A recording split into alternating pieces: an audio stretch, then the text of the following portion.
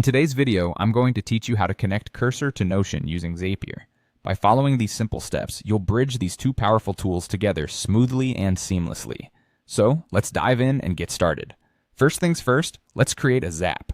Begin by logging into your Zapier account. Once you're in, you'll need to click on the button that says Create Zap. This will open up a new workflow for you to configure. A Zap essentially automates your tasks, acting like a bridge between different apps.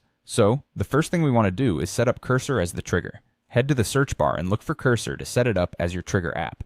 Now, if you haven't already linked your Cursor account to Zapier, you'll be prompted to enter your Cursor API credentials. This is usually straightforward, just follow any on-screen instructions. Once that's sorted, you'll be asked to choose a trigger event. A trigger event is what will cause your Zap to start.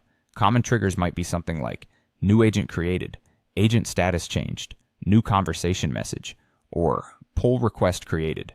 Choose the one that best fits your needs. Now that we have our trigger set up, it's time to connect Notion, which will be our action app. Go ahead and search for Notion, then click on Sign In to bring up Notion's authorization screen. You'll need to grant Zapier permission by authorizing access to your Notion workspace.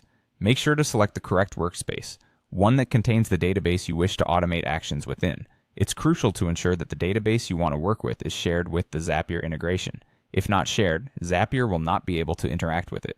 With Notion authorized, you can now choose a Notion action. This action will determine what Zapier does with the data from Cursor. Popular actions include Create Database Item, Update Database Item, Create Page, or Append Content to Page. For most workflows, Create Database Item is a solid choice as it allows you to add new entries based on the data coming from Cursor. After selecting an action, you'll then choose the specific Notion database you'd like the information from Cursor to be stored in.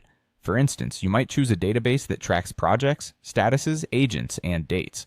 Once you have your database selected, it's time to map data from Cursor to Notion fields.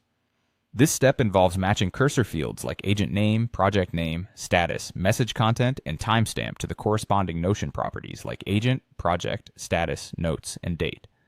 This ensures that your data is organized correctly within Notion.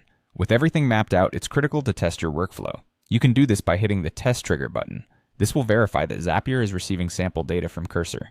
Following this, you'll want to run a test action to confirm everything is flowing smoothly. If everything is set up correctly, you should see a new item pop up in your Notion database. Finally, to activate your workflow, click on Publish. Once published, go ahead and switch your Zap on.